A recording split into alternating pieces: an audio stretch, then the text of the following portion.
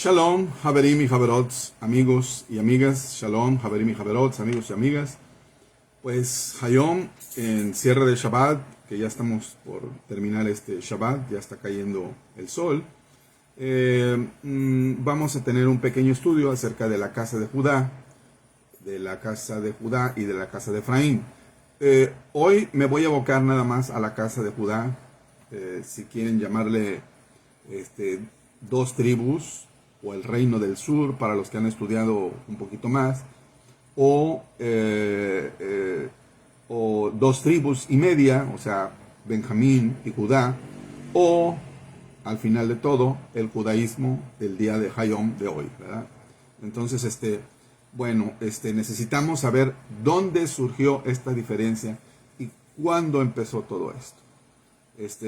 Voy a dedicarle un estudio directamente a la casa de Judá, o sea, al judaísmo de Hayom de hoy, y luego voy a tocar a la casa de Efraín, o a las 10 tribus perdidas, o, por decir así, el cristianismo en todas sus denominaciones, que se convirtieron a esa forma de pensamiento, esa forma de moverse, ¿verdad?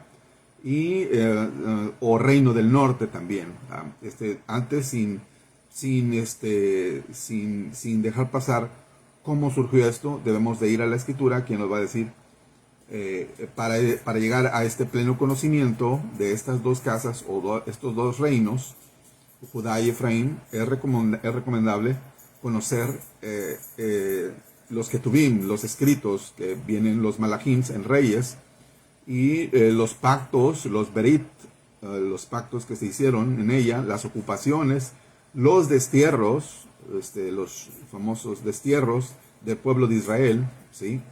Como 12 tribus. Además, es de conocer bien los que hablan los Nevi'im, los profetas al respecto, ya que sin ello no podremos tener un verdadero conocimiento del pacto renovado, o el Brit Hadasha, o el Evangelio, si le quieres decir, o pacto confirmado. Para ello debemos de conocer el entorno social, ojo, el entorno social, político y sobre todo religioso del tiempo del segundo Mishkan, o templo o santuario, en el tiempo de Yeshua. Sin este conocimiento no podemos opinar al respecto, ya que nos veremos influenciados por ideas de hombres o mitologías o falsas revelaciones, en donde podríamos caer en la doctrina, o lekaj en hebreo, del error.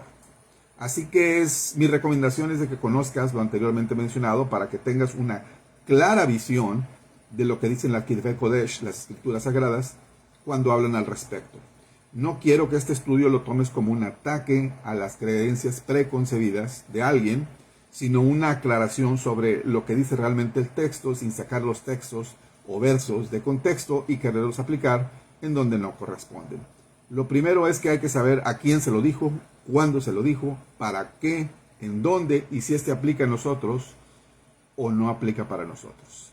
Voy a hacer una pequeña tefilá, porque vamos a utilizar un poco la escritura, y voy a pronunciarla identificándome con la casa de Judá.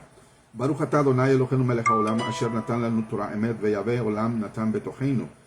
Bendito eres tú, Elohim, nuestro Rey del universo, Creador, que nos diste la Torah de verdad, e implantaste en nosotros vida eterna. Baruch atah Adonai Eloheinu melech haolam, asher bajam min kol hamim benatam lanu et torato.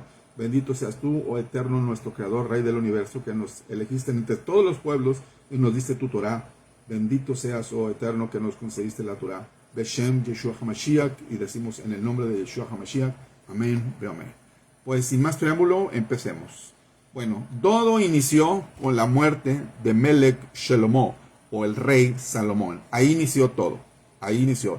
Después de la muerte de Salomón, en el 930, antes del Mashiach, 930, una insurrección abierta condujo a la separación de las 10 tribus del norte y a la división del país en el reino del norte, Israel, y en el reino del sur, en el territorio de las tribus de Judá y de Benjamín.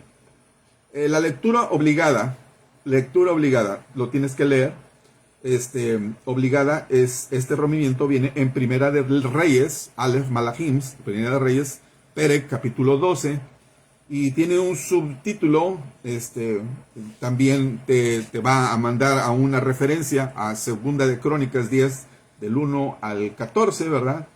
Y en este caso tiene una subdivisión ahí arriba, un pequeño sobretexto, la mayoría de las versiones, Reina Valera, Cipriano, Casidoro, Sagradas Escrituras, de las Américas, si tienes la de Scofield, cuídala como si fuera oro porque ya no las hacen.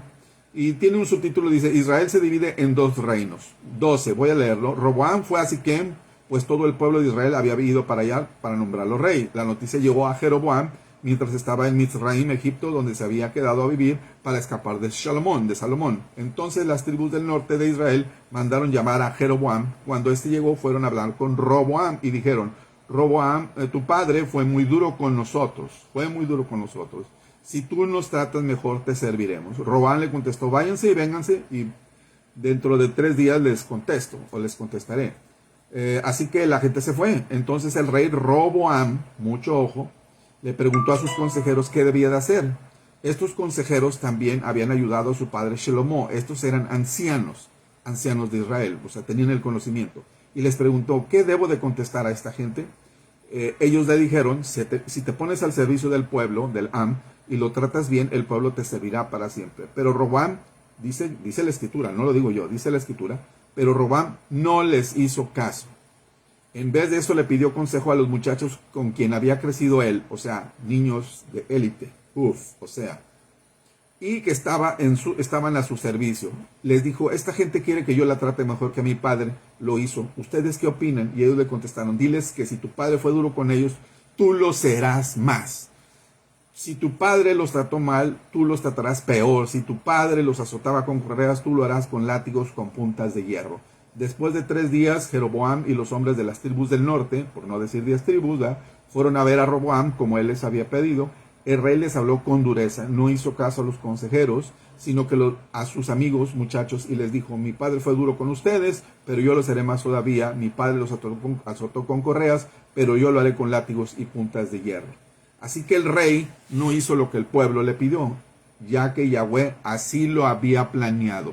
Todo esto era un plan de Yahweh, la separación. No fue obra de la casualidad, ni que 2 personas se pusieron de acuerdo. No. Es un plan perfecto, toda la escritura.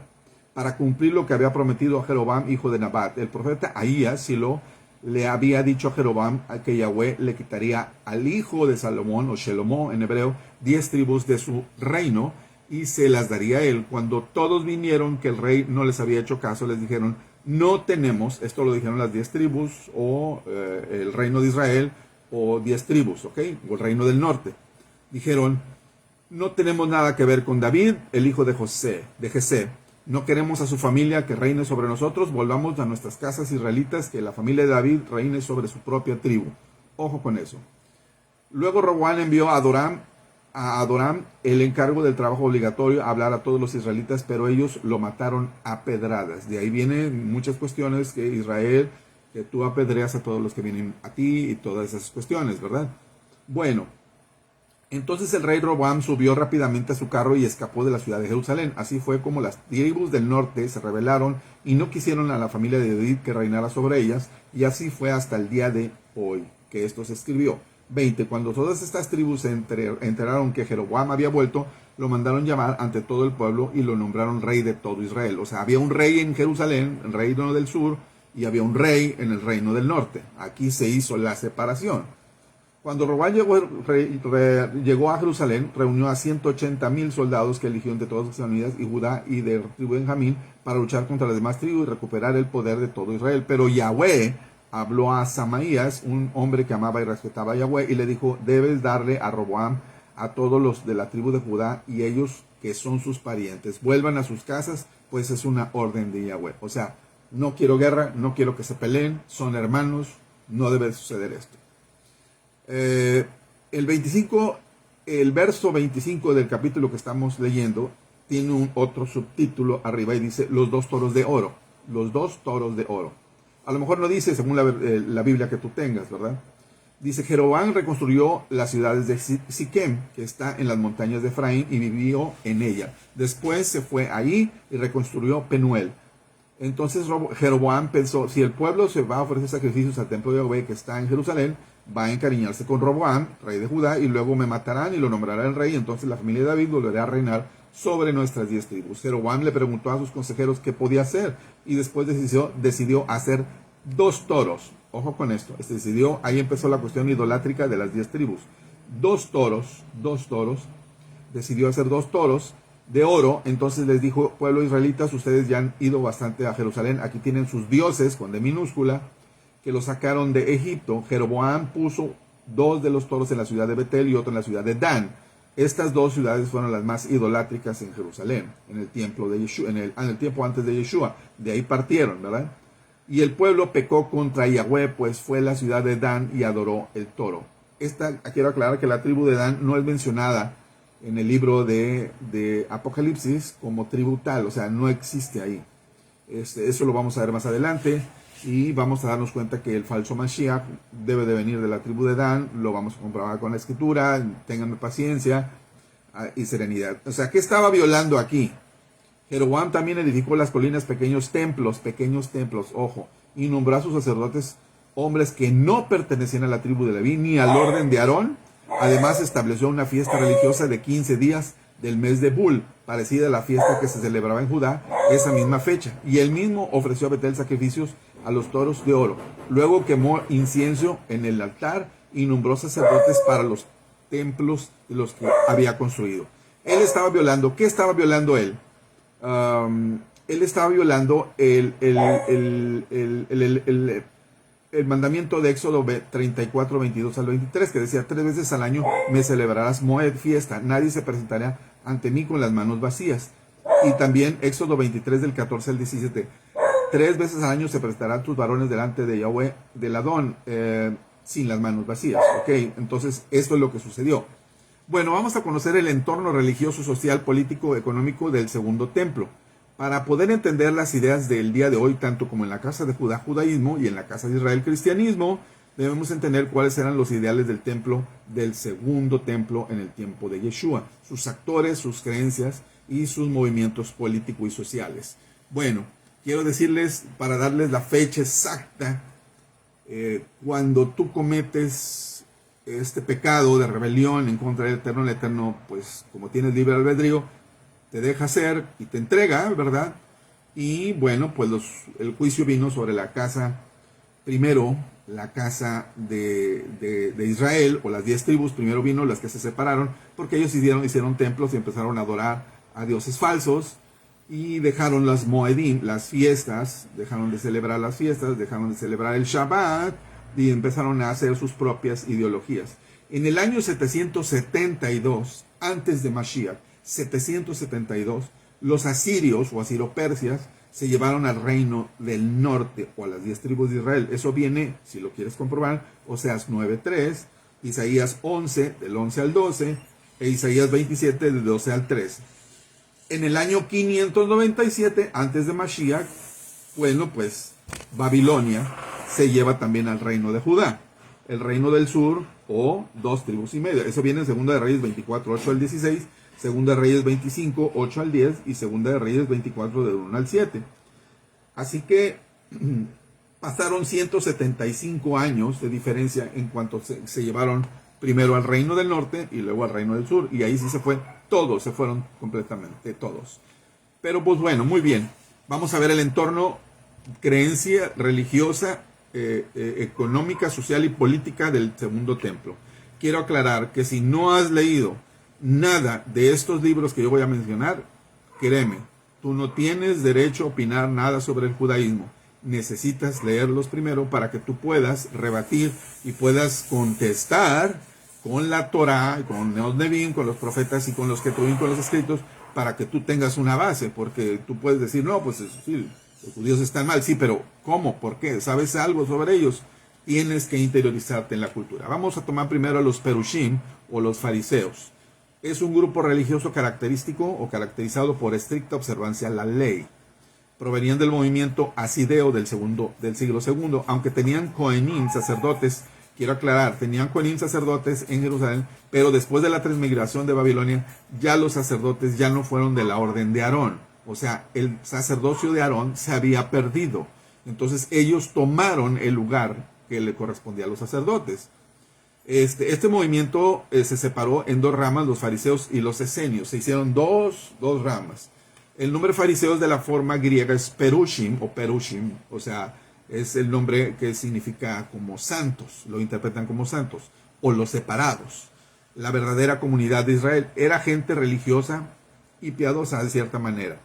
En el Nuevo Testamento, en el Brit Hadasha o en el Pacto Renovado, los fariseos son representados como hipócritas. Ojo, pero no corresponde con lo que se sabe de ellos. Los fariseos preocupan mucho por cumplir todas las leyes y tradiciones religiosas, pero en algo en especial es la tradición de los ancianos. Eso le dijeron a Yeshua, los perushim, los fariseos: tú traicionas la tradición de nuestros ancianos. Por ejemplo, voy a decir algo, generalmente los artesanos eran artesanos, parte del pueblo, pequeños comerciantes, campesinos, pero aunque proceden del pueblo, quieren estar separados de él, parecen demasiado ignorantes a la ley, sobre todo lo impuro y lo que no lo cumple. Así que eran demasiado legalistas, habían añadido demasiadas cosas que no estaban en la Torá, y eran difíciles de aprender, y lo hacían cosas como, por ejemplo, la observación total al Shabbat, ¿verdad? Y empezaron a decir qué cosas podías hacer tú en Shabbat y qué cosas no podías hacer en Shabbat. Hay cosas que se pueden hacer en Shabbat y hay cosas que no se pueden hacer en Shabbat. Yeshua nos dijo que él era el Adón, el Señor del Shabbat. Y lo criticaron porque él hacía sanidades en ese día. Criticaban porque sus discípulos andaban recogiendo espigas. Eso no tiene nada que ver, ¿verdad? O sea, son mandamientos. Quiero aclarar, estos se llamaron takanot. Takanot son como mandamientos, o se interpretan como mandamientos rabínicos, o sea, dictados por un rabino, un maestro de la Torá, pero que no vienen en la Torá. Los que vienen en la Torá se llaman mitzvot. Mitzvot, que quiere decir mandamientos de la ley o de la Torá. ¿Verdad? Ok, muy bien. Eran ritualistas. Ojo, eran ritualistas. Se preocupaban mucho por las acciones obligatorias para acercarse con pureza a Elohim. Sobre todo, se cuidaban de las personas, por ejemplo, no se le acercaban a las personas que estuvieran, por ejemplo, mujeres que estuvieran menstruando, quien había tenido relaciones sexuales incluso un día anterior, o sea, no los tocaban, o sea, hacían cuestiones extrañas. Los utensilios, copas y platos sucios que habían que lavarlos varias veces escrupulosamente, esto lo agregaron ellos, eso viene en Lucas 11:39. Ciertos animales que prohibía la Torá, en Mateo 15 al 10, ¿verdad? Todo cadáver o animal o persona no solo los tocaba, aunque fuese por necesidad, también que pisaba la tumba, un sepulcro, o sea, pusieron ahí un mandamiento de que si tocabas una tumba te hacías impuro. Eso no dice la Torá tampoco, ¿verdad? Pero ellos lo pusieron. Entonces, ¿qué es lo que debemos de obedecer nosotros? Los mitzvot que están en la Torá. Los takanot son mandamientos rabínicos, esos no. Son como también los pensamientos de un líder en el cristianismo, que empieza a decir: Dios me reveló que ahora vamos a usar todos camisa blanca, por así decirlo. Entonces, eso no viene en la Torá, no existe, ¿verdad? Bueno, entonces ellos empezaron a poner demasiados, los judíos eran los perushim, los fariseos, de origen judío. ¿Y por qué digo de origen judío? Porque las únicas dos tribus que regresaron de la transmigración de Babilonia fue Judá, Benjamín y unos cuantos levitas que andaban por ahí. Regresaron, fueron lo único que regresó. O sea, el sacerdocio de Aarón ahí no existió. Entonces, ejercían determinados oficios, eran considerados como rabinos, como maestros, ¿verdad? Les gustaban, ¿verdad? Pero tenían una obsesión por el lavado ritual, ¿ok? Eso de lavarse constantemente las manos, pero hacían todo un ritual. Entonces, sobre todo las manos impuras, decían que no deben tocar todo lo puro y esas cuestiones, ¿verdad? Ellos se estaban adjudicando mandamientos que eran para los kohanim, para los sacerdotes y para los levitas, pero esa era para ellos nada más. Ellos se la estaban adjudicando para ellos, pero ellos no. Entonces, por ejemplo, el evangelio más trata el evangelio que trata más del fariseísmo, ¿verdad? Si lo quieres conocer, pues es Netanyahu o Mateo, ¿verdad? En algunas Biblias viene como Leví, exhibiendo opiniones como esta. Así que ya sabrás quiénes son los descendientes de esta tradición oral más allá de lo escrito de la misma Torah. si los quieres descubrir. Aquí los llamaremos por su nombre, son los que profesan el judaísmo ortodoxo, ultra ortodoxo del día de hoy. Sí, en efecto, son esos que los ves con los churritos, ¿verdad? Y andan caminando y andan correteando a todo el mundo cuando ya es hora de cerrar en Shabbat, ¿verdad? Es más, avientan hasta piedras, un amigo, también así que fue a Israel, pues es muy creyente, ¿verdad? Pertenece a una comunidad cristiana, tengo muchos amigos que son cristianos, ¿verdad? Pues sí como dicen los muchachos, se sacó de onda porque pues se dio cuenta que pues lo trataron muy mal los judíos, pero se metió a una colonia que se llama la de las 10 puertas y es la más ortodoxa de Israel. Entonces, bueno, pues ahí pues quien no anda vestido como debe de ser según ellos, sus takanot, sus mandamientos, ¿verdad? Pues lo empiezan a tratar de aventar para afuera, ¿verdad? Bueno, entonces ya dije quiénes son los perushims. ¿Quiénes son los sadukim, los saduceos? Se puede empezar nombrando a los saduceos que toman su nombre de Sadoc, un sumo sacerdote en el tiempo de Salomón, que vivió en el siglo II. Integraron un grupo de familias sacerdotales, dirigentes, la de los comerciantes más acaudalados de la ciudad, hacendados ricos del campo. Jefes eran de la aristocracia, ¿ok? Formaban parte del Sanedrín. El Sanedrín es como la Cámara de Diputados y Senadores, así una forma de gobierno, ¿verdad? Donde había representantes, ¿verdad? Ahí había gente de los fariseos, de los saduceos, descendientes, incluso había gente de los hijos descendientes de Salomón, ¿verdad? De David, ¿verdad? Ocupaban ciertos puestos, ¿verdad? Decidían, tomaban decisiones, y estaba el santuario, estaba el templo aparte, ¿verdad? Entonces, o sea, su influencia en la política y en la administración de justicia fue muy importante. En materia de religión, admitían únicamente la Torá y que estaba formada por los 5 libros de la Torá, pero desechaban muchos de las cuestiones de los profetas. No les gustaban las cuestiones de profecía. En política favorecieron al nacional judaísmo y fueron acérrimos defensores del Estado del Templo y procuraban llevarse muy bien con los romanos.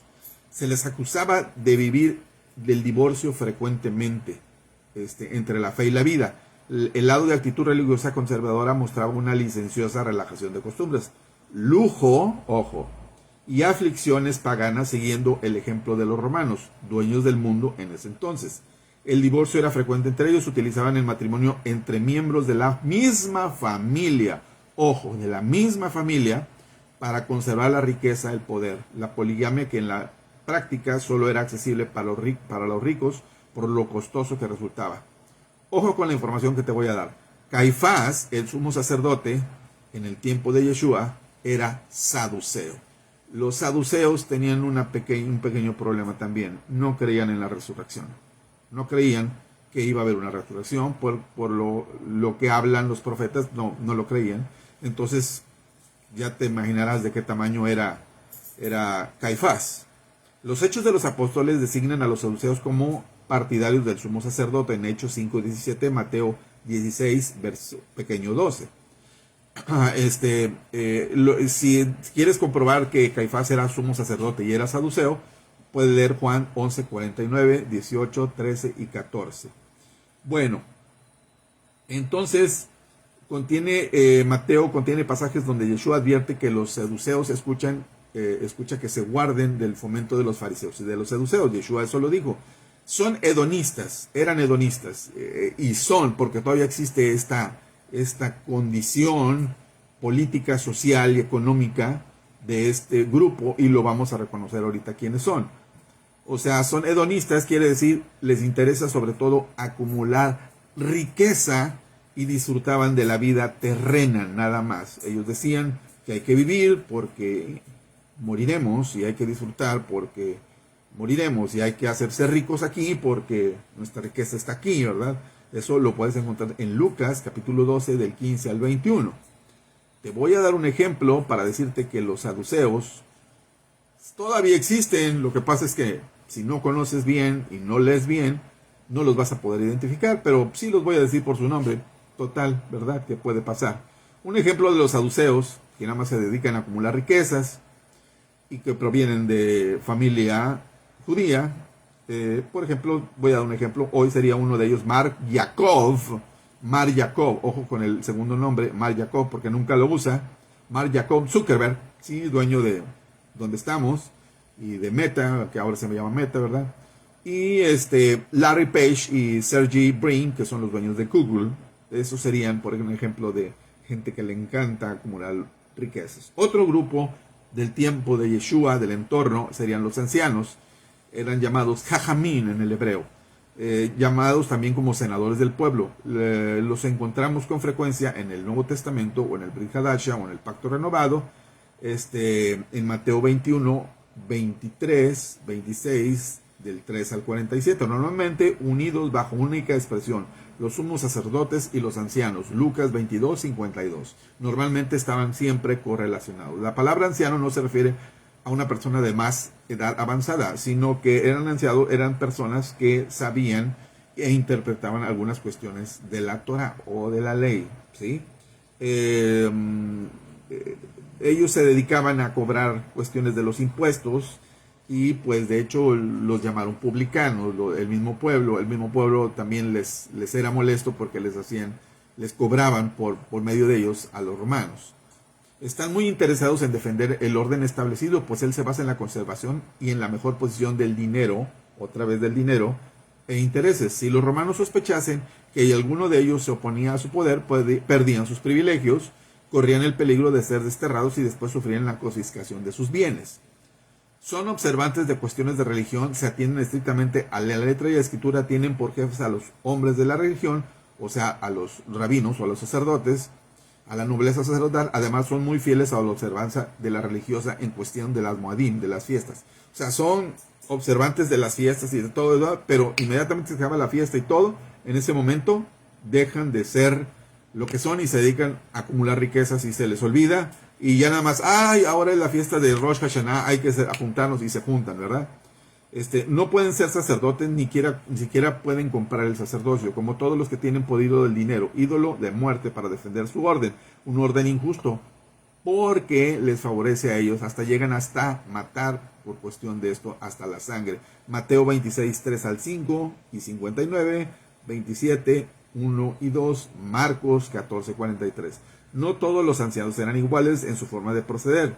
Entre estos nobles se encontró uno, que se llamó José de Arimatea, un rico hacendado, en Mateo 27, 57, Marcos 15, 43, Lucas 23, 50 al 51 y Juan 19 del 38 al 42, que en su momento, ¿verdad?, dio el sepulcro de su propiedad para que enterraran a Mashiach, a Yeshua, y fue a abogar para que le dieran el cuerpo, ¿verdad? Entonces él tenía influencia sobre las cuestiones entre el gobierno y la relación con los romanos.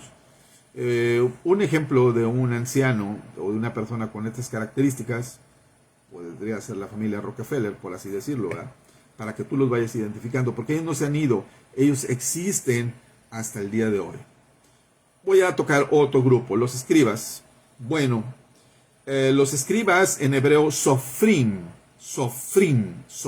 así se dice en hebreo, son los especialistas de la ley, quienes estudiaban, conocían, explicaban e interpretaban la Torah o la ley, ¿verdad? Son los mismos del tiempo, teólogos, profesores, jueces, enseñan lo que hay que cumplir, lo que se debe de cumplir, en dónde se debe de cumplir, ejercen también la justicia según la Torah. En principio los escribas eran un grupo laico, pero dada su apertura a sus nuevas interpretaciones, muchos de ellos eran también fariseos y saduceos, aparte de ser escribas. Con el escriba o rabí llegaba el poder no del dinero como los de los ancianos senadores, ni por la sangre como la de sacerdotes, sino por su saber, o sea, por su conocimiento. O sea, en el tiempo de Yeshua, en el entorno social, político, económico de Yeshua, había varios idiomas. Uno era el latinos, que era el que hablaban los romanos, el griego, que había dejado Alejandro de Macedonia, o mal llamado Alejandro de Grecia, ¿verdad?, pero era de Macedonia, él nació en Macedonia, y hablaban arameo, porque después de la transmigración de Babilonia se trajeron el idioma arameo, y hablaban el hebreo, que el hebreo nada más o solamente lo hablaban los escribas. Ellos tenían entre comillas, el derecho de redactar, hablar e interpretar. Al pueblo no se le daba esa oportunidad. Así que dirigían y controlaban la Escuela Superior de Jerusalén, el partido de los escribas, compuesto e integrado por escribas. Eso viene en Mateo 21:45 y Lucas 20:19. Cada vez tenían más poder, y que eran la mayoría en el Sanedrín, eran la mayoría de ellos, ¿verdad? El Tribunal Supremo, Mateo 26:57, del 57 al 66, y Hechos 5:34-40. El rabino fariseico Shaulot tuvo muchos problemas con ellos después de su conversión. El conocimiento del Antiguo Testamento o la exégesis de la Escritura era decisivo en las sentencias judiciales, y ese conocimiento era exclusivo nada más de los escribas. Ojo con eso, parte del Sanedrín. El arameo, los escritos del Antiguo Testamento o Primer Pacto estaban redactados en la lengua Kodesh, la Shon Kodesh, se dice, la lengua apartada o especial, que era el hebreo. Pero ya te dije que 2 libros estaban en arameo, uno era Daniel y el otro era el profeta Jonás, ¿verdad? La ballena, bueno, ha de haber sido una ballena, un pez, ¿verdad? El hebreo, y esta lengua solo era conocida por los escribas. El arameo era el hablar del pueblo. Ellos hablaban en arameo, ¿verdad?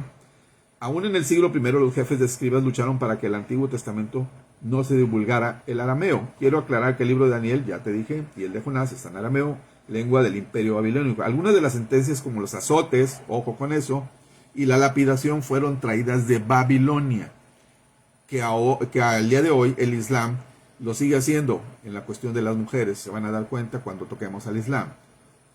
Eran únicos los que conocían la tradición oral, o sea, que solo transmitía de generación y de maestro a discípulo, de generación en generación. Eran dueños de la tradición también esotérica, eso es decir, secretos ocultos, esas cuestiones de las doctrinas. Eso también, como dicen en México, la casa de Israel, o sea, el cristianismo no canta tan mal las rancheras. Yo nada más tengo la revelación y te la voy a pasar a ti nada más. No. Ellos también lo hacían, ¿verdad?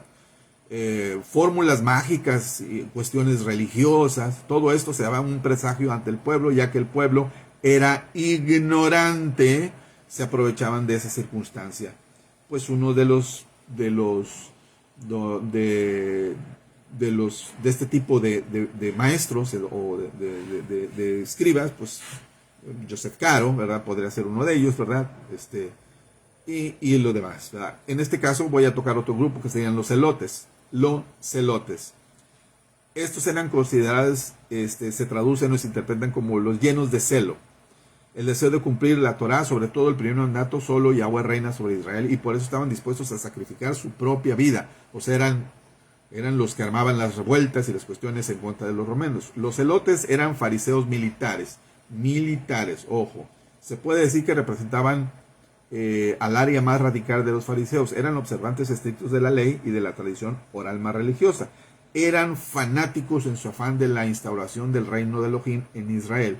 Ellos lo querían instalar fuera o como fuese. Ellos eran judíos nacionalistas, eso era lo que eran, más radicales, ortodoxos e integristas. Su fanatismo integraba en política y religión y se expresaban en actos de terrorismo dirigidos entre los romanos contra los judíos, que ellos consideraban poco religiosos o colaboracionistas. Celote o fanático es el nombre del apóstol Simón, ojo.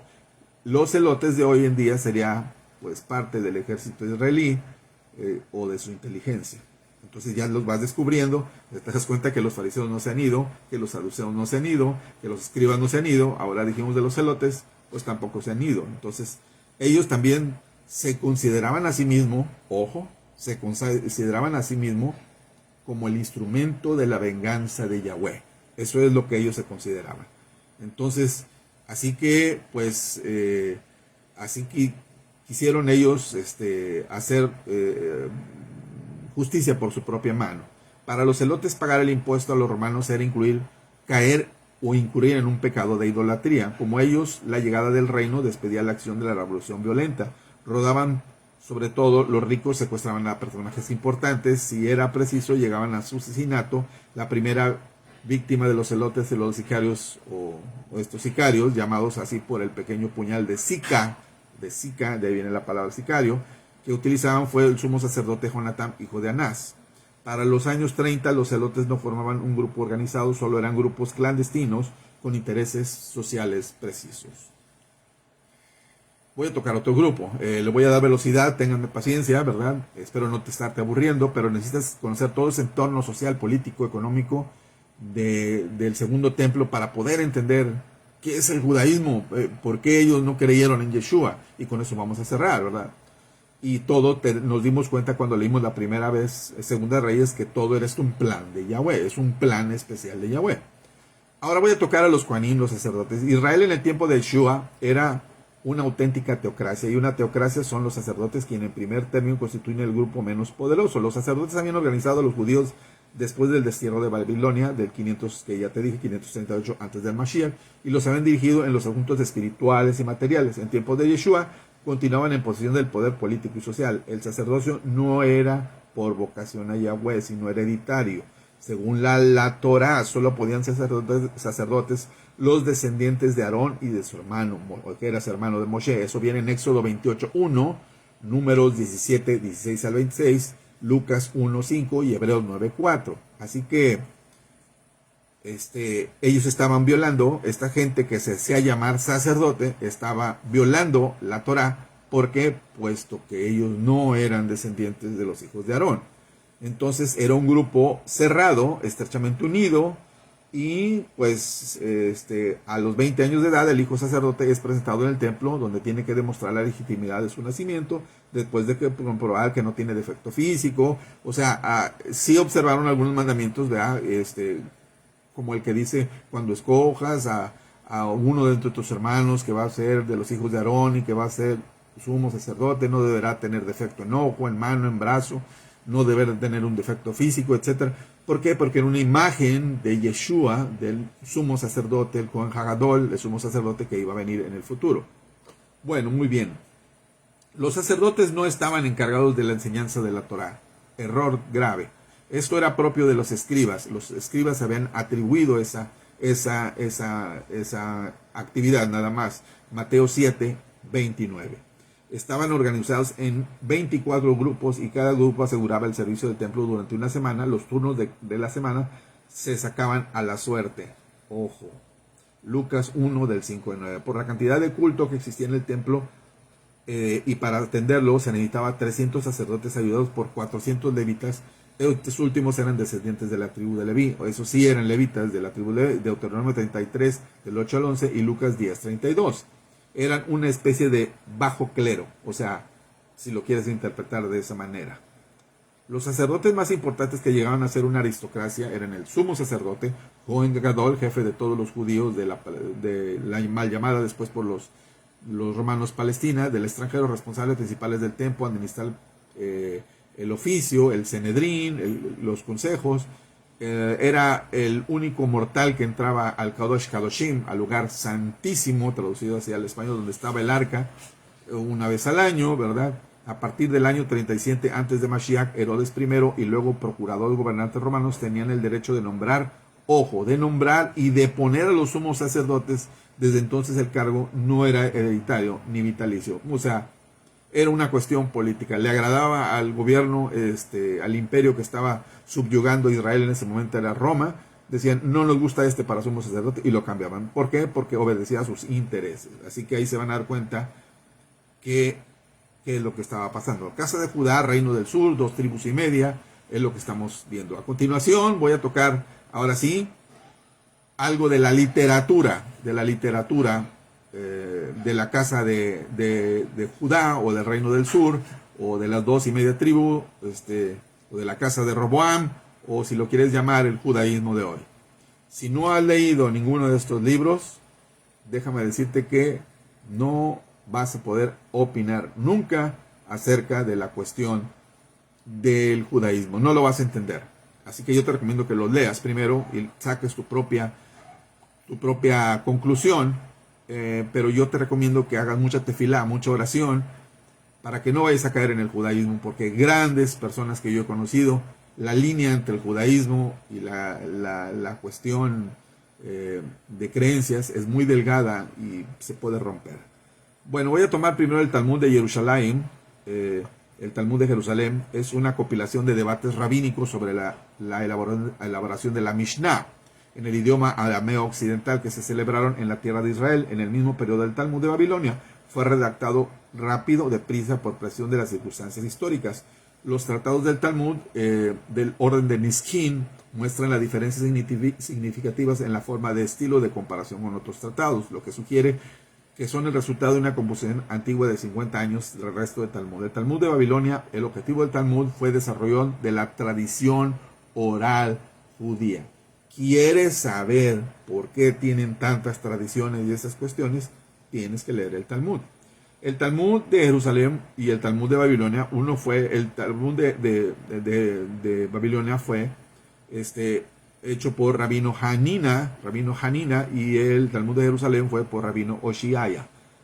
Así que pues es un poco extenso, ¿verdad? Pero yo te recomiendo que lo leas, pero sigo recordándote, no lo leas sino hacer tefilá, hacer oración. Aunque la redacción del Talmud de Jerusalén se llevó a cabo al mismo tiempo su homólogo, ¿verdad?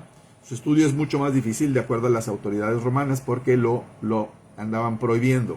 Había de tener un secreto en las escuelas donde se desarrollaron las cosas, o sea, por esa cuestión armaban sus cuestiones de educación en secreto, ¿verdad?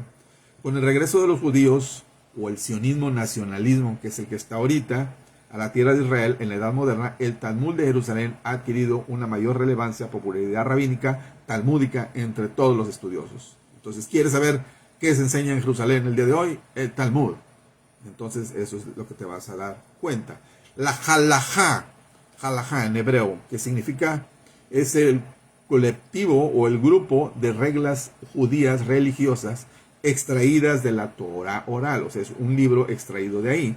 Incluye 613 mitzvot, los mandamientos subsecuentes, la ley rabínica talmúdica, las costumbres y las tradiciones. En el Shulchan Aruch, que es otro libro, que significa Shulchan Aruch, la mesa servida, pero más comúnmente conocido como Código de la Ley Judía. Tradicionalmente el judaísmo no se distingue entre sus leyes entre la vida religiosa y no religiosa. La tradición judía, la religiosa, no distingue claramente entre las identidades religiosas nacionales, raciales e étnicas. La halajá guía solo las creencias y las prácticas religiosas, y la halajá es a menudo traducida como ley judía también, o sea, es otro libro. Cuando una tradición más literal sería la forma de comportarse.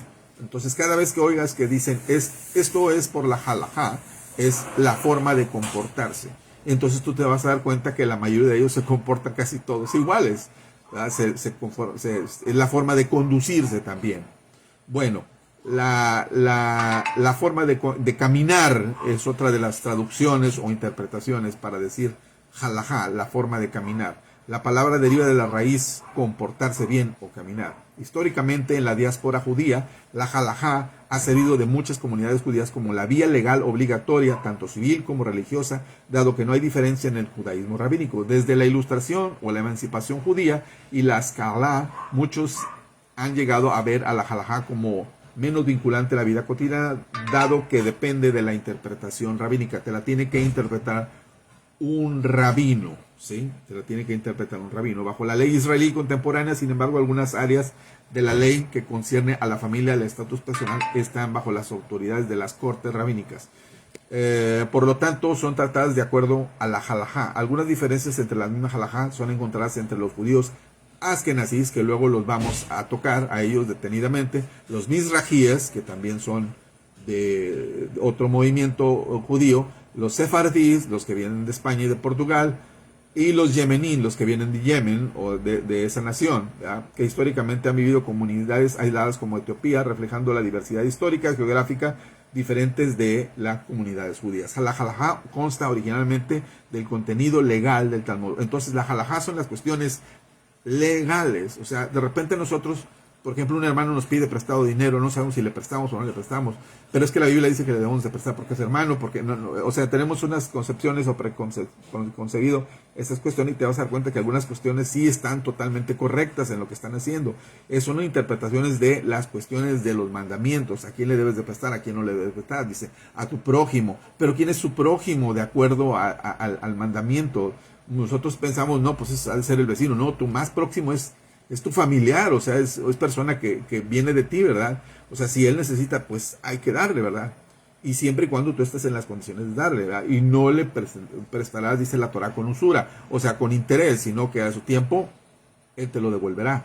Y llamarás a 2 testigos, de acuerdo a la Torah, para decir, mira, enfrente de él le di 40,000 pesos, él a su tiempo me los va a devolver, ¿verdad? Sin interés, pero a su tiempo él llamará a los 2 testigos y le devolverán los 40,000 pesos. Hoy se cometen gravísimos errores todos por llamarse pseudo hermanos y cosas de esas, porque no se cumple y el otro no puede reclamar nada y terminan peleados y bueno, ¿para qué? Es cuento de nunca acabar. El primer texto en organizar la halajá por temas en el Talmud fue el rabino Moshe ben Maimón, o conocido como Maimónides, el autor de la Mishneh Torah. La Mishneh Torah, si quieres saber quién era, ¿verdad?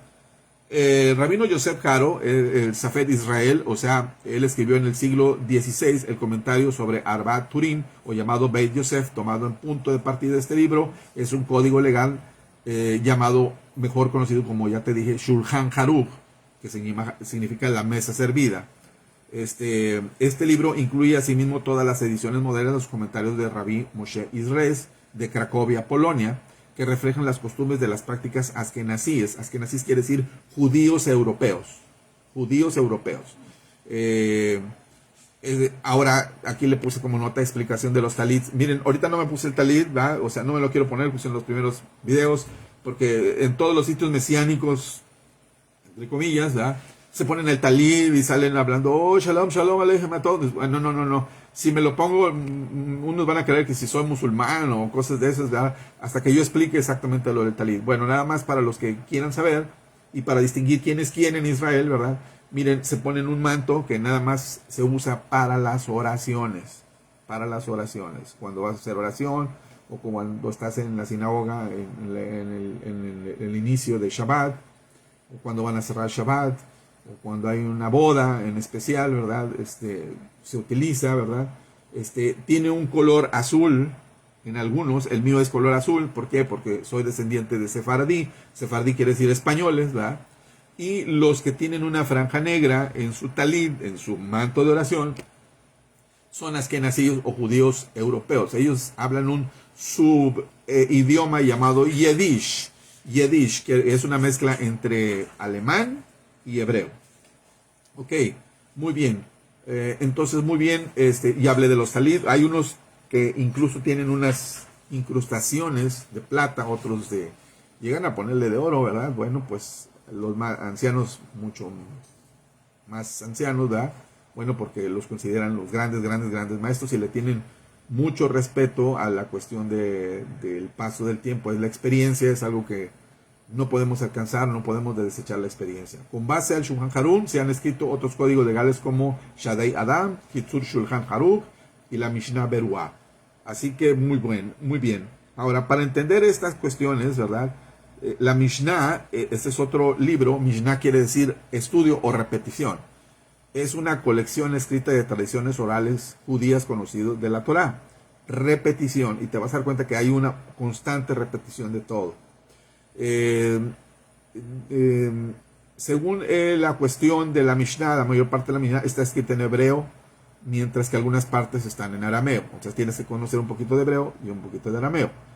La Mishnah consta de 6 órdenes, 6 tomos, cada uno de los cuales tiene varios tratados, Masechtot, que en singular Masejet, literalmente significa red. Son en total 63. En total te vas a dar cuenta porque ellos leen demasiado. 63 subdivididos en capítulos y párrafos. La Mishnah también puede indicar solo un párrafo de la obra, es decir, la unidad más pequeña en la estructura del texto. Por esta razón, a veces se hace referencia a toda la palabra Mishnah como Mishnayot. Es el código jurídico. En esta cuestión es la parte jurídica, las sentencias. Si tú quieres conocer las sentencias que da el judaísmo del día de hoy, pues tienes que leer la Mishnah, ¿verdad? Definitivamente es la Mishnah. Seraim es otro libro que significa en hebreo semillas.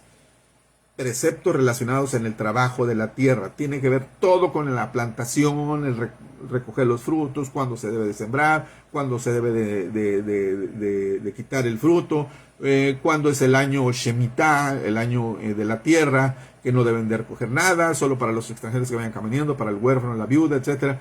Tienen explicado absolutamente todo eso en ese libro llamado Seraim o Semillas.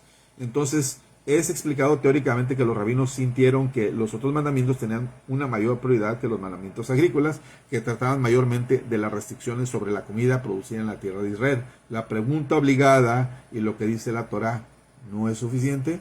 Bueno, lo que pasa es de que ellos pues consideraron hacer una subdivisión. Moed significa, la podemos interpretar para que lo conozcas un poquito o lo reconozcas un poquito mejor, es como fiesta o lugar o momento determinado. Moadim, de ahí viene en el plural Moadim, que son las fiestas de Levítico 23, ahí dice Moadim en hebreo. Habla todo ese libro sobre las festividades, sobre el Shabbat, del Sidur. Sidur quiere decir un seguimiento, un libro como un Sidur, de cómo debes de empezar el Shabbat. No debes de estar en chanclas, debes de estar muy bien vestido, te explica todo, o sea, y las razones por las cuales lo hacen, ¿verdad? Acuérdate que Constantino, en el año que él se convirtió, en el 353, para ser exactos, 325, perdón, cuando él se convierte al cristianismo y él se mueve en esa cuestión, que deja afuera toda la cuestión literatura, toda la cuestión que tenga que ver con aroma, sentimientos hebreos y judíos. No, dice, nosotros vamos a hacer otra cosa y se acabó.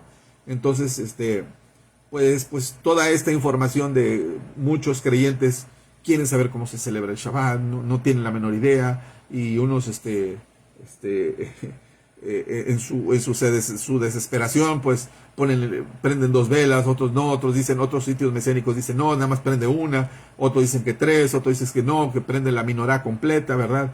Pues bueno, pues aquí le hacemos caso. Bueno, si quieres y si tienes la intención, bueno, yo voy a te puedo mandar los libros para que lo leas. El Moed lo puedes leer, o sea, de dónde ellos sacan de que se deben de encender las velas. En esta cuestión de estas 2 velas, ellos están perfectamente reconociendo aquí mentalmente que una representa el reino del sur y otra el reino del norte, que ya leímos en Segunda de Reyes, o la casa de Judá, o la casa de Efraín, o la casa de Israel. El Mesías, acuérdate que dijo, solo he venido por las ovejas perdidas de la casa de Israel. Por eso después se le nombró a Pablo, el apóstol de los Goyim, que iba a llevar el evangelio, o el Besorá, hacia todos los Goyim, hacia todos los gentiles. ¿Por qué? Porque esa no fue tarea de Yeshua. Hay otro libro que se llama Nasim, mujeres, preceptos referentes a la vida matrimonial. El Seder Nasim es el tercer orden de la Mishnah, viene contenido dentro de la Mishnah, pero también viene como el libro aparte, lo puedes leer aparte, ¿verdad? Contiene el derecho a la familia, cómo te debes de comportar con los hijos. Por ejemplo, nosotros en el pensamiento occidental decimos, no, que mi hijo batalle como yo batalló.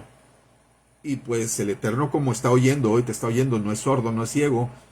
Dice, bueno, pues va a batallar como tú batallas, tú te irá peor. Ustedes nada más observen cómo es la cultura en la comunidad judía. En México, si quieres no te vayas lejos, tan lejos. En México, dejan de herencia a sus hijos. Dicen, ¿sabe qué?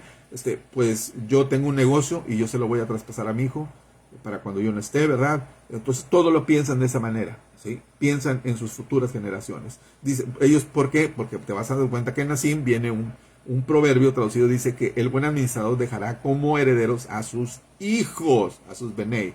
Así que si tú tienes hijos, trabaja por tus hijos, haz todo por tu familia, tú serás excelente administrador. Y luego dicen que porque tienen tanto dinero, bueno, pues en realidad son excelentes administradores. Neskin, otro libro que se llama Neskin. Este se traduce o se interpreta como daños y perjuicios. O sea, tiene que ver con el derecho civil y el derecho mercantil. Si tú quieres saber, por ejemplo, es que se quiere divorciar fulanito, es que no se quiere divorciar, es que le robaron estas cuestiones y le encontraron qué se debe de hacer, qué no se debe de hacer, y lo único que te están diciendo es, te están nombrando los mandamientos de la Torá, donde vienen y donde habla sobre las cuestiones que tienen que ver con los daños y los perjuicios. O sea, lo que tienes que, por ejemplo, si alguien roba algo, qué sentencia es la que se debe de seguir. Kodashim, Kodashim, santidades, así se lo podemos traducir o lo podemos interpretar. Son las cuestiones religiosas sobre el templo, o sea, cómo te debes de comportar en el templo, qué es lo que debes de hacer. Un amigo acaba de ir a Israel y dice que fue y hay una urna a un lado, no me la pongo, yo no me la pongo, la tengo, está lejos de aquí de mí, no me quiero parar para no salirme de la cámara, pero yo la tengo, es la kipá, ¿verdad? Y mi amigo fue y quiso visitar el muro de Jerusalén, estaban los soldados israelíes, jóvenes, muy jóvenes, y lo detuvieron y le dijo, es que yo quiero orar, ahí, ok, entonces le dieron y le regalaron una kippah y le dijeron, ahora sí puedes a acercarte al muro, pero cuando te vayas a retirar de él, te vas a retirar de espaldas, caminando hacia atrás, ¿sí me explico? Ok, perfecto. Bueno, eso te das a dar cuenta que son cuestiones de que ellos tienen estas actitudes en la cuestión de los Kodashim, de las cuestiones religiosas. También habla sobre las cuestiones de la matanza del ganado, cómo lo debes de matar, cómo le debes de vaciar la sangre.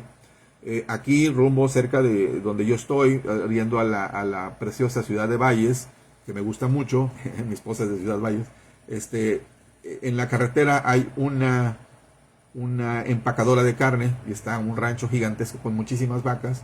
El dueño lo conozco y me dijo que viene un grupo de grupo de judíos de la comunidad judía donde venden carne en México, y ellos traen a sus propias personas que matan a la vaca y cómo la desangran y qué es lo que deben de hacer, ¿verdad?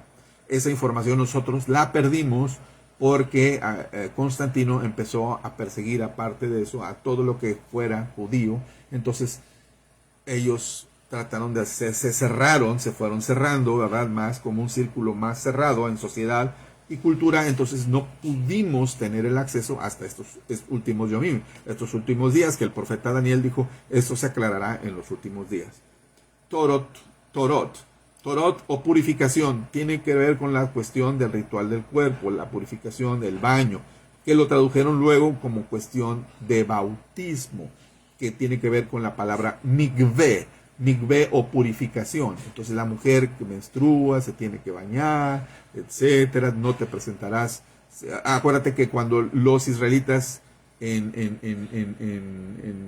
la fiesta iban a recibir la Torá, el Eterno nos manda y le dice, ve, le dice a Moshe, ve y pídeles que se purifiquen. La palabra es que se bañaran, sí, o sea, porque tenían costumbres de Egipto, ¿verdad? Que se purifiquen y laven sus ropas. En otras versiones dice así, ¿verdad?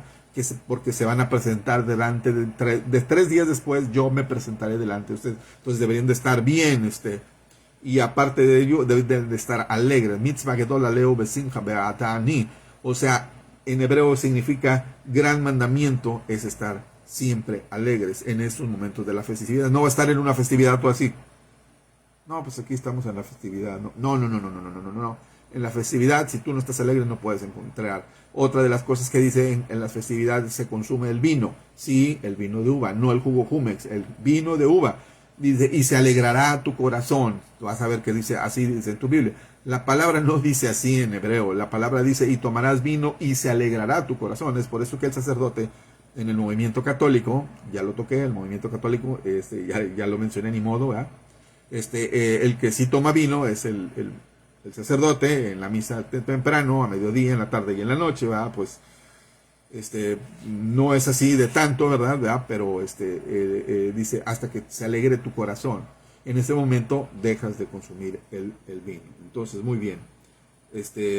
Bueno, el Shulchan Aruch, la mesa servida, es el libro de Yosef Caro, cuya resolución jalaica es aceptada por todas las autoridades rabínicas del día de hoy. Es una compilación de leyes extraídas de la Torá y del Talmud.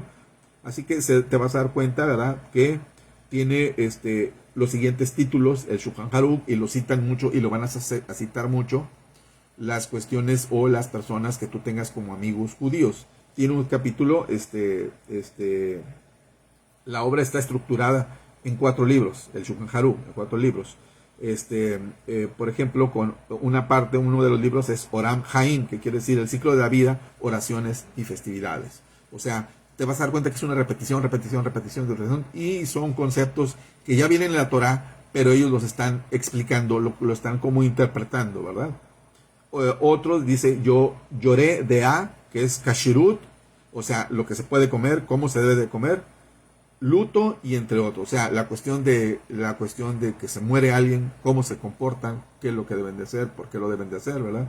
Eben Haaser, que son las relaciones entre el hombre y mujer. Este es cómo se comporta el marido con la mujer y cómo se comporta. Acuérdate que los apóstoles lo dijeron bien claro. A maridos, amad a vuestras mujeres. O sea, los apóstoles no creas que eran ignorantes, conocían muy bien estas cuestiones, ¿verdad? Nada más que el judaísmo ya como religión, o la casa de Judá, o las 2 tribus y media, o el reino del sur, pues lo ha desarrollado de esa manera.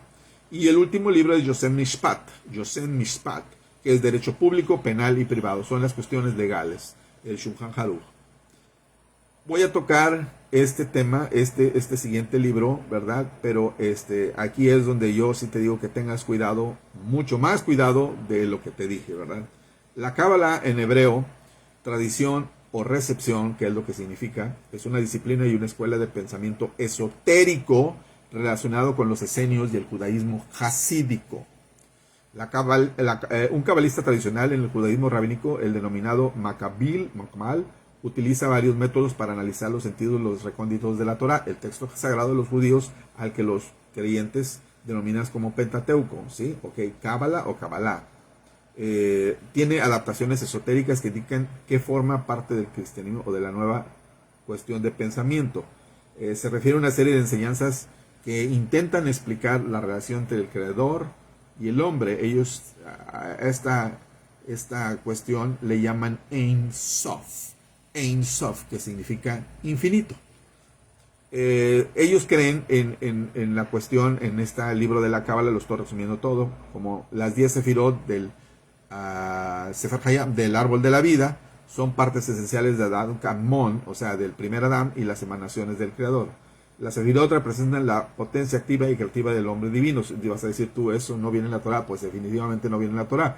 Pero acuérdate que el Mashiach dijo, hay muchos que quieren entrar y el que no entra por la puerta es ladrón o salteador. Entonces va saltando, pues casualmente en la Cábala, pues tú vas saltando, ¿verdad? Hasta llegar a cada sefirot, es un nivel más avanzado, ¿verdad?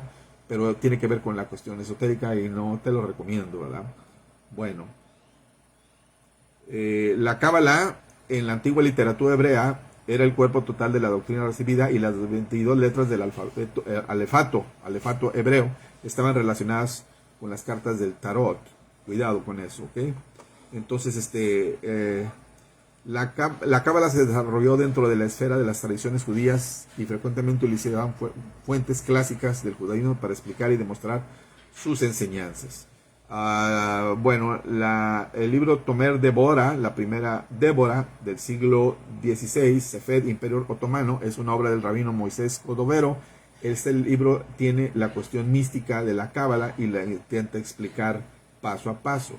El rabino Isaac Luria es considerado como el padre de la Cábala contemporánea. Isaac Luria. Fue popularizada en forma del judaísmo hasídico en el siglo XVIII hasta el día de hoy. Quiero decirte que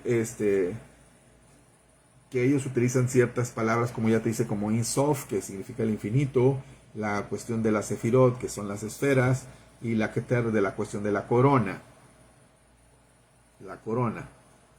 Según el escritor italiano Pico della Mirandola, de 1463 a 1494, y el filósofo cabalista alemán Johannes Rothschild, 1455-1522, y el matemático alemán Weimann Schickard, de 1592 a 1635, la Cábala es una sabiduría ancestral a todas las religiones que Yahweh había revelado a primer Adán, o al Adán Kadmon. Bueno, aunque toda la Torah se puede interpretar, ver el significado esotérico, Sod o Pardes, en todas las partes, también en el Pentateuco algunos versos estos están encriptados, y como el Zohar o el Sefer Yetzirah. Esos libros son totalmente cuestiones esotéricas que hablan de orar a cierta hora, y que si tú tienes que orar, miren, hay 3 oraciones que ahorita las vamos a ver y yo las voy a nombrar, que son habitualmente, 3 veces oraba el profeta Elías, 3 veces oraba Daniel, ¿verdad? Esas están instituidas en Israel. pero hay gente, yo no la critico, se la pasa orando, bueno, perfecto, o sea, tú puedes orar las 24 horas, pero tienes que dedicarle tiempo a tu familia. Entonces, hay momentos en que hay que orar, dice Kohelet, el libro de Eclesiastés, todo tiene su tiempo, un tiempo de reír, tiempo de llorar, tiempo de hablar, tiempo de callar. Bueno, hay otro libro que se llama Tradiciones, de acuerdo al Zohar, un texto, tradiciones en el Zohar, ojo con el Zohar, tiene una cuestión de interpretación. Si tú quieres interpretar un texto, tienes que conocer qué es Pashat. Simple en hebreo significa la interpretación directa del contenido, o sea, lo que está por encima. Luego te habla de algo que se llama remez, insinuaciones o el significado alegórico, o sea, como una alegoría. Darash, investigar, analizar con una comparación imaginativa de otras palabras o versos. Es lo que nosotros hacemos cuando relacionamos un texto y le damos relación con otros textos. Y Sod, secreto, el significado oculto que está dentro del mensaje. ¿Okay? Eso lo vamos a describir ahorita. Entonces, bueno, es difícil aclarar con cierto grado de seguridad los conceptos exactos de la Cábala. Existen diferentes escuelas de pensamiento con diferentes definiciones y contenidos. Los modernos expertos de este tema han tratado de reducir su alcance a diversidad limitado a estudio de ciertos textos, particularmente los realizados por el rabino Isaac Luria y por su fiel discípulo el rabino Jan Vital. No obstante, este estudio no ha logrado limitar el alcance del entendimiento y expresión de algunos eruditos quienes han combinado el fervor del misticismo. Es por tanto importante tomar esto en cuenta cuando se discuten ciertos conocimientos de la Cábala, dado que se tratan de conceptos altamente abstractos y que solo pueden ser entendidos intuitivamente. Quiero aclarar que Yeshua nunca habló de la Cábala. Por lo contrario, dijo que si las cosas terrenas no las entendíamos, mucho menos las cosas celestiales. Así que ten mucho cuidado, ¿ok? Entonces, pues ya te he mencionado algunas cosas. Hay dos tipos de cábala. Se subdivide en dogmática o real o artificial o simbólica. La cábala dogmática explica los sentidos ocultos de ciertas palabras de la Biblia con aplicación de fenómenos de historia y la creación. Es de dos especies. La doctrina de Merkabah, que trata del mundo supralunar, o sea, de la cuestión ya están metidos hoy en metafísica. La doctrina del Bereshit, que ocupa en el mundo sublunar, o sea, de los fenómenos, etcétera, etcétera, etcétera. Ellos practican 4 cosas que se practican el día de hoy y a lo mejor tú las has practicado y no te has dado cuenta, pero tú lo que estás practicando es cábala al 1000%. Por ejemplo, la gematría. ¿Qué es la gematría? El valor de las letras y de los números. Si empiezas a hacer una cuestión de esas, bueno, pues tú estás metido en cuestión de la cábala. La gematría, voy a mencionar nada más a la gematría, el valor de las letras, qué significa y todas esas cuestiones. Bueno, pues eso tiene que ver con la cuestión de la cábala. Tú has practicado cábala, entonces pues ten cuidado. Entonces, bueno, ellos creen en algo que se llama el árbol de la vida y en las 10 sefirot, que ya les expliqué. En las 10 sefirot o las 10 partes, uno le llaman la Keter, corona, la voluntad o el deseo de hacer bien a los creados. Jochma, la sabiduría, la Binah, el otorgamiento del deseo, de intentar recibir. Gesed, misericordia, benevolencia. Geburah, justicia. Tiferet, belleza. Natsal, victoria. Hod, gloria o reverberación. Yesod, fundamento, generación. Y Malhut, reino o reinado. Recuerda que Yeshua HaMashiach dijo: yo soy la Dalet, la puerta. El que no entra por mí es ladrón y saltador, en Yohanan, en Juan 10:1. Entonces estas personas se quieren brincar a Yeshua y obtener la vida eterna de esa manera. Ok, bueno, hay otros libros que nada más los voy a mencionar, ¿verdad? El Zohar, ¿sí? Que en arameo significa traído de Babilonia, eso es lo que significa, ¿verdad? El libro del esplendor traído de Babilonia. Entonces este es un libro más, ¿verdad? El libro de Yazar o Hazar, el libro de la rectitud. Se habla sobre la conquista de los hijos de Israel sobre Canaán o Kenán, cómo la conquistaron, qué es lo que hicieron, cómo los mataron, cómo los desterraron. Quiero decirles que Josué se le ordenó a Josué, a Joshua en hebreo, se le ordenó que acabara con todas las tribus cananeas. La vida no le alcanzó, quiero aclararte, lo puedes leer en el libro de Yazar y vas a leerlo incluso en el libro de Jueces. te vas a dar cuenta de que no le alcanzó la vida, murió él. Entonces, el que terminó esta tarea de acabar con las naciones que habitaban ahí fue el Melech David, el rey David. Por eso él es ungido 3 veces. Muchos piensan que nada más lo ungieron una vez. No, lo ungieron cuando fue muy joven. Él no sabía ni por qué ni cómo, pero lo ungió Samuel, ¿verdad? Luego viene la muerte de Goliat y lo ungen cuando él recupera el arca de la alianza y la lleva a Jerusalén. Lo ungen en Judá, y es cuando danza él y empieza a danzar y es criticado por Mical, y ya ven las consecuencias que tuvo Mical por haberlo criticado. Y tercero, lo vuelven a ungir los ancianos de Israel, lo vuelven a ungir como Melech de todo Israel. ¿Qué significa Melech de todo, rey de todo Israel? Rey de toda la tierra. Por eso se le asegura a David que él será el rey sobre la nueva tierra. El rey sobre la nueva tierra, no sobre todas las cosas, ¿verdad? Bueno,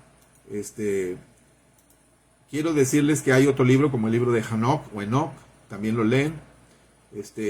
Los creyentes del libro de Enoch, bueno, pues ya les dije que por Orígenes de Clemente de Alejandría del 150 al 222, de Tertuliano del 130 al 230 y Lactancio del 260 al 325, Filipo, Félix, Comodiano, Cipriano, Cartago, todos ellos, pues ellos en realidad tuvieron problemas con ese libro, ¿verdad? Y no, pues no lo incluyeron, ¿verdad? En el canon. Las referencias al libro de Enoch se encuentran en múltiples versos del Nuevo Testamento, pero no directamente escrito, que lleva su nombre, como Mateo 3:12, 5, 4 al 12, 11, 28, 13 del 31 al 32, 24, 14, 24, 27, 26, 64, etcétera, etcétera, etcétera. Filipenses 1:18, 2 de Tesalonicenses 2:2, 1 de Pedro 3 del 19 al 20, Judas 1:6, Apocalipsis 3:17, y bueno, pues ya le he compartido a muchos el libro de Enoch y lo que significa, y se los he mandado con referencias bíblicas actuales, ¿verdad? Mientras que la mayoría de los estudiosos creen que la actitud de Judas hacia el libro de Enoch es positiva, 17 de algunos de los consideran que es ambiguo. Otros han considerado que el autor de la epístola de Judas usó la frase blasfeman las majestades angelicales, Judas 1:8, aunque si la historia de los dos pecados de los ángeles, como se describe en el libro de Enoch, es verdad, porque esta difamación, esta calumnia, en realidad la carta de Judas adopta el punto de vista de Enoch sobre los ángeles caídos. Bueno, eso lo vamos a ver en otro tema, de los ángeles caídos, y quiero decirte y adelantarte que Satanás no es un nombre. Satanás es un seudónimo, significa en el hebreo el adversario. Lucifer, el luxero del latín, significa el portador de la luz. Diablo viene del griego diablos, que significa el que tuerce la verdad o el que te invierte las palabras o te quiere confundir. Serpiente, Nahash, en hebreo, bueno, pues no nos dice su nombre, pero sí nos dice que era un ser que andaba de pie y que era una ente, que era un ser pensante, ¿verdad? Más astuto que todos, ¿verdad? Pero no nos dice su nombre otra vez. Y en Apocalipsis, si hablamos de dragón, ¿verdad? Pues tampoco, bestia tampoco, ¿verdad? Pero no tenemos su nombre, ¿verdad? Pero los que han leído el libro de Ezequiel y los profetas en el idioma original se van a dar cuenta de su nombre, ¿verdad? No lo voy a mencionar. Y no confundirlo con Belzebub, que es otro, ¿verdad? Y con Baphomet, que es la deidad de ciertos grupos religiosos ocultos, pero tiene que ver con un ser andrógino, tiene pecho de mujer y tiene cuestiones masculinas y tiene cuernos entonces esa cuestión tiene que ver con el día de hoy y las ideologías de hoy. Ojo con eso, ¿verdad? Hoy en día la expresión regresando a las raíces hebreas resuena con mucho énfasis alrededor del mundo. Muchos quieren regresar. Por una parte, no podemos negar que algo profético y grande está ocurriendo delante de nuestros ojos. Eso lo estamos viendo. Algo sin precedentes en la que muchas personas hoy están sintiendo el llamado hacia el pueblo y volverse a unir a sus raíces originales. Un sentir quizás que había estado palpitando ya desde hace sus corazones, pero de una manera sobrenatural se ha acrecentado en estos días. Por otra, la no definición y correcto enfoque judaico de grupos que enfatizan las raíces hebreas ha llevado a muchos a encontrarse envueltos en una serie de conceptos e ideas que difieren o están a la misma vez contra el pueblo judío y sus enseñanzas o prácticas. Al parecer, muchos no han entendido lo que significa exactamente regresar a las raíces hebreas. Pero algunos es cuestión de usar palabras hebreas, Shalom Aleichem, Ani Gerardo Ben Yosef, Shalom Ha, y que empieces a hablar así, ¿verdad? Bueno, pues eso no indica que está regresando a las raíces hebreas.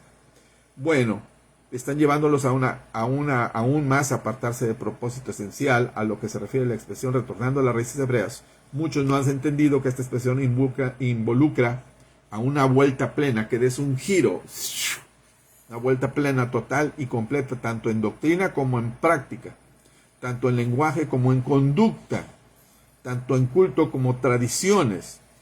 Y en muchos de estos aspectos, grupos de raíces hebreas se han quedado varados entre casos, han mezclado el cristianismo con el judaísmo, en algunos ahora como grupos religiosos se hacen llamar mesianismo. Ojo con eso, mesianismo. Un dicho común se expresa diciendo: si sabes de dónde vienes, sabes quién eres y para dónde vas. Así que, bueno, Ezequiel 36, voy a citar Ezequiel 36, o Yeshekel 36, 24 al 27. Y los tomaré de entre las naciones y los recogeré de toda la tierra, Bajaretz, y yo los traeré de vuelta a la nación. Esparciré sobre vosotros agua limpia, y seréis limpiados de vuestras inmundicias, y de todos vuestros ídolos los limpiaré. Tú vas a decir, ¿qué ídolos? Bueno, pues te vas a dar cuenta poco a poco. Os daré un corazón nuevo, y pondré mi ruaj, mi espíritu nuevo dentro de vosotros, y quitaré vuestra carne el corazón de piedra, y os haré un corazón de carne. Y pondré de entre vosotros mi ruaj, mi espíritu, y haré que andéis en mis estatutos, y guardad mis preceptos, y los pongáis por obra. Así dice en la mayoría de las Biblias. Muchos piensan que Yeshua, o Jesús de forma castellana, vino a traer salvación al mundo entero, y bueno, pues no nos oponemos a esto, pero su objetivo era no fundar una congregación, sino él decía venía a una misión a buscar lo que se había perdido, a las ovejas perdidas de la casa de Israel, o a las 10 tribus. ¿Por qué no creyeron los judíos en Yeshua en el momento que apareció? Bueno, porque la profecía dice que uno de los requisitos es de que el Mashiach tenía que traer de regreso a las 10 tribus y juntar a todo Israel. Esa es una de las profecías. Entonces, pues no creyeron en él. Entonces, pero recordemos que este era un plan establecido, y ahorita la voy a demostrar con la escritura. Y casi estamos por terminar esta cápsula. Entonces, ¿qué hacemos con la casa de Judá? ¿Qué hacemos con el reino del sur? ¿Qué hacemos con el judaísmo en todas sus ramas? La respuesta es muy sencilla. Debemos de orar por ellos de acuerdo al Salmo 122, 6 al 9. Orad por la paz de Jerusalén. Sean bendecidos todos los que desean tu bien y sean prosperados. Además, en el pacto de nuestro patriarca Abraham, esta promesa dentro del Big Pacto en Bereshit 12:3. En conclusión, sobre la casa de Judá debemos de hacer todo lo que la Torah Emet nos diga, y lo que de Yeshua HaMashiach salga y nos diga, y que corroboró en el Brit Hadashah. Acuérdense que en Mateo 23:8 él dijo varias cosas al respecto. Así que ya vemos, a los takanot quedan totalmente fuera. Los que quedan adentro son los mitzvah, los que quedan mitzvot, los mandamientos que quedan de pie. Además, el Shulchan Aruch, el Sheliach Apóstol, el Kefa Pedro, nos recomienda en su carta, en el capítulo 2, versos 19 al 21, tenemos también la palabra profética más segura, a la cual haces bien en estar atentos como una antorcha que alumbra el lugar oscuro hasta que el día esclarezca y el lucero de la mañana salga en vuestros corazones. 20. Entendiendo primero esto, que ninguna profecía de la escritura, Kirve Kodesh, dice, es de la interpretación privada. 21. Porque nunca la profecía fue traída por voluntad humana, sino que los santos, o los Kedoshim, hombres de Yahweh, hablaron siendo inspirados por el Ruach HaKodesh, el Espíritu Santo. Así lo traducen en la mayoría de las Biblias. Bajo este esquema que yo tengo aquí, se resume todo el judaísmo del día de hoy. Vamos a centrar el Talmud y vamos a hacer una vértice hacia el lado derecho, es la Gemara, y otro vértice hacia el lado izquierdo es la Mishnah. Entonces, unos observan la Gemara, otros la Mishnah, pero sobre todo tienen el Talmud. Entonces, voy a leerte, permíteme leerte unas partes aquí de la escritura, y voy a leer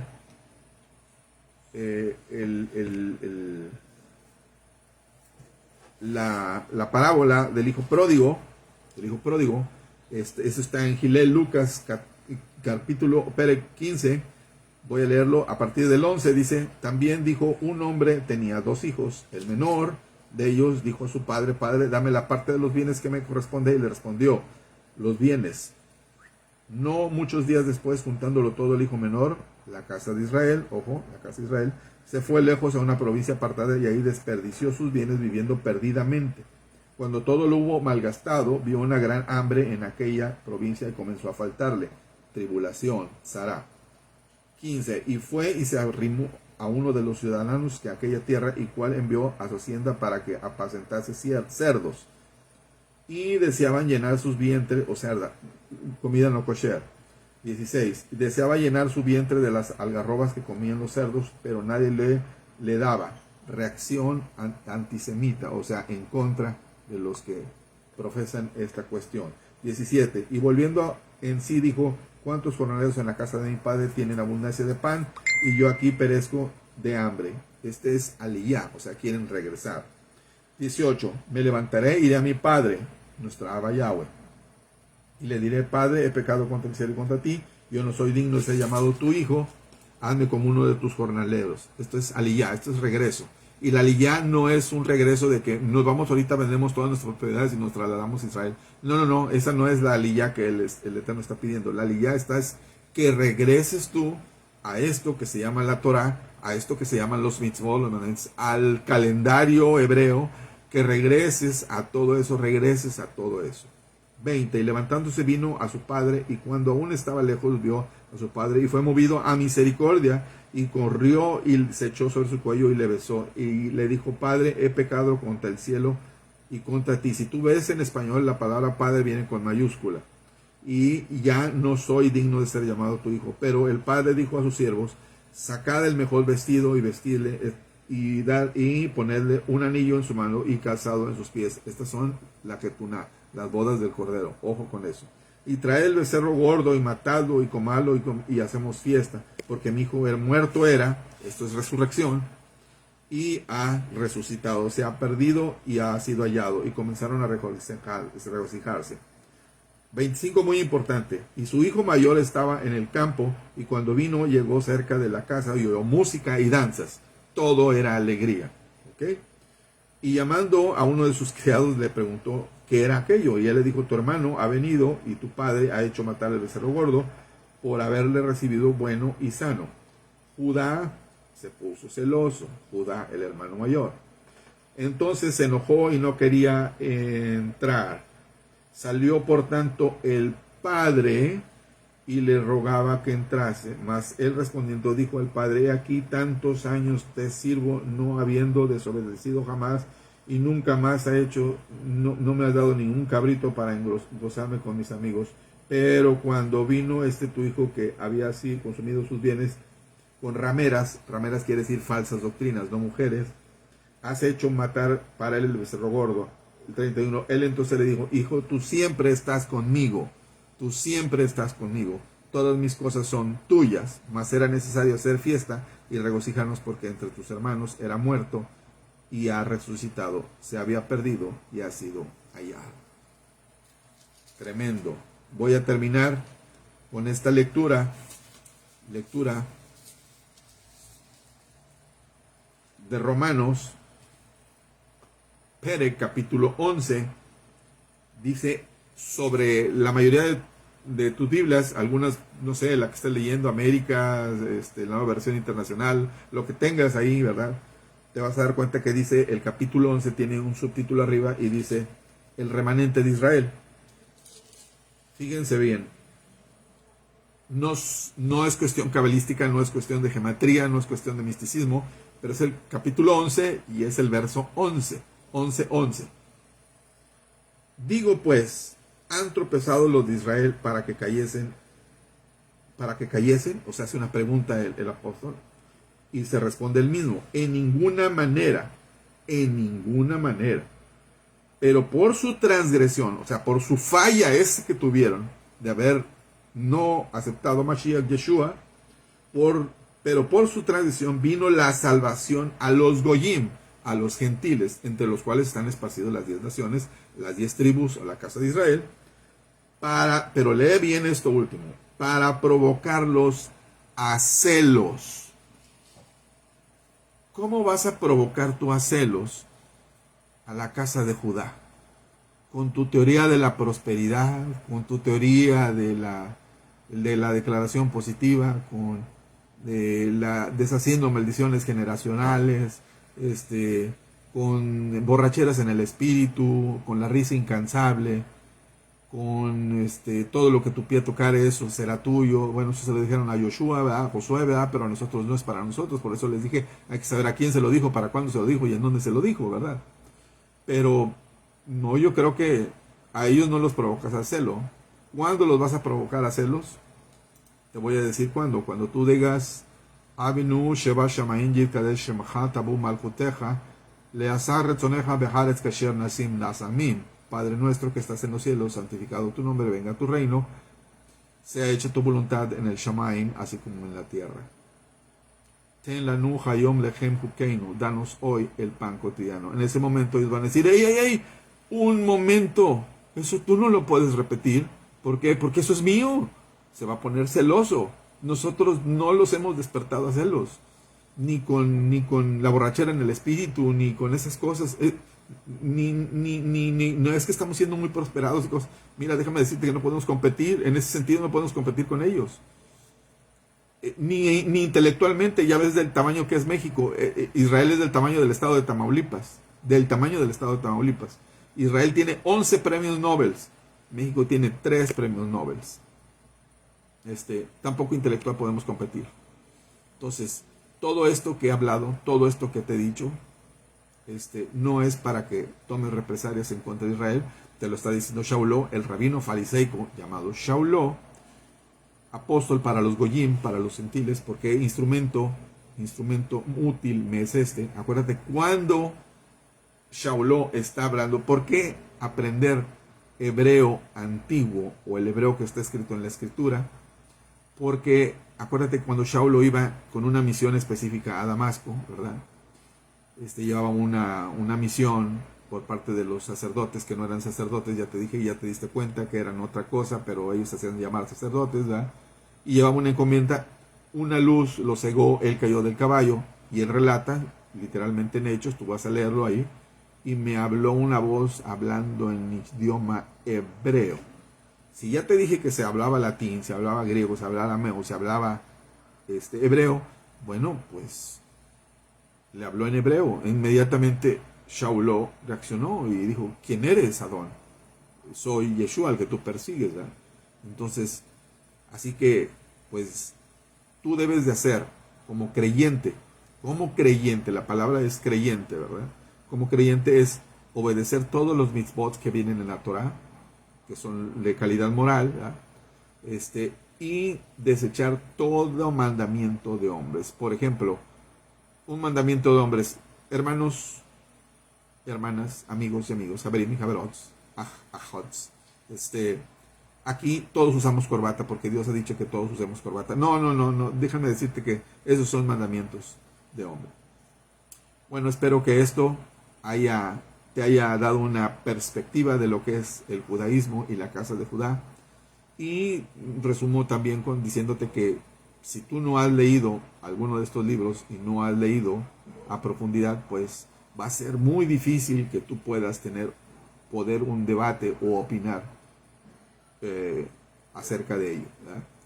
Entonces, yo te recomiendo que leas y leas mucho, ¿verdad? Déjame decirte también que la primera oración de la mañana se llama Shaharit. La de la tarde se llama Mincha y la de la noche se llama Arbit, o también se le llama Ma'ariv. Recuerda que el profeta Eliyahu oraba 3 veces, el profeta Daniel oraba 3 veces.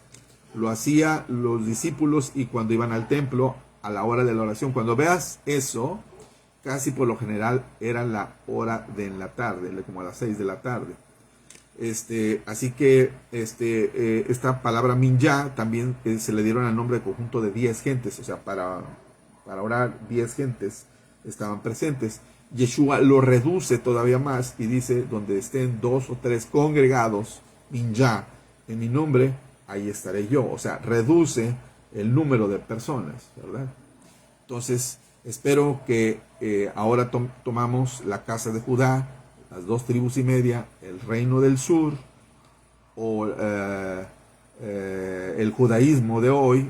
Vimos una pequeña parte de una profundidad de lo que son ellos y cómo se mueven, qué es lo que leen. Yo nada más te hablé de los libros principales, hay otros más, ¿verdad? Pero yo quería que tuvieras esta perspectiva de quiénes son ellos, cómo se manejan, qué hablan, y que los grupos como los perushim, los fariseos, los saduceos, los escribas, los ancianos, los celotes, no se han ido, siguen aquí, nada más que con otro nombre. Que tengas un excelente Shavuot, una excelente semana, y ya sabes, te voy a pedir que deposites a mi cuenta la siguiente ofrenda. Sigue orando por mí, por mi salud, por la salud de mi familia, que yo pueda seguir compartiendo estos momentos con ustedes tan agradables de estudiar la Kidre Kodesh, las Sagradas Escrituras. El próximo tema que vamos a tomar es, ahora sí, el reino de Israel, o las 10 tribus, o decir, el cristianismo de hoy, ¿verdad? Fui un poco duro con mis hermanos de la casa de Judá. Espero Yahweh me perdone, ¿verdad? Pero yo sí pude entrar y te puedo decir qué es lo que hay allá adentro y por qué mucha gente, ya te diste cuenta, y espero que te des cuenta, ha brincado del cristianismo al judaísmo, ¿verdad? Y como muchos, incluso artistas o gente del medio, se ha regresado, ha retornado a sus raíces y se ha regresado al judaísmo. Entonces, así que esto se iba a ver en los Yom Hadim, en los últimos días. Entonces, bueno, que tengas una Shavuot, una excelente semana, que el Eterno te bendiga, te guarde, que el Eterno haga resplandecer su rostro sobre ti y ponga en ti Shalom sobre tus hijos. Ora con ellos, luego vamos a hablar del talit, y si quieres saber en qué cita viene Números 15 del 37 al 41. Ahí habla de por qué usar el talit, ¿verdad?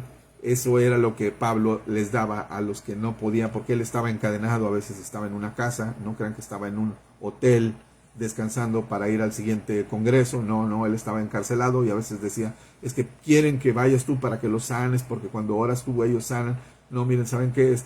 Llévenle esto. Y lo que no les daba, ahí lo tradujeron como ropaje, ¿verdad? O capa, o de repente en otras versiones dice capa, en otro dice ropajes, en el original dice talit, o sea, el talit, el manto de oración, llévenselo y pónganselo y el enfermo sanará.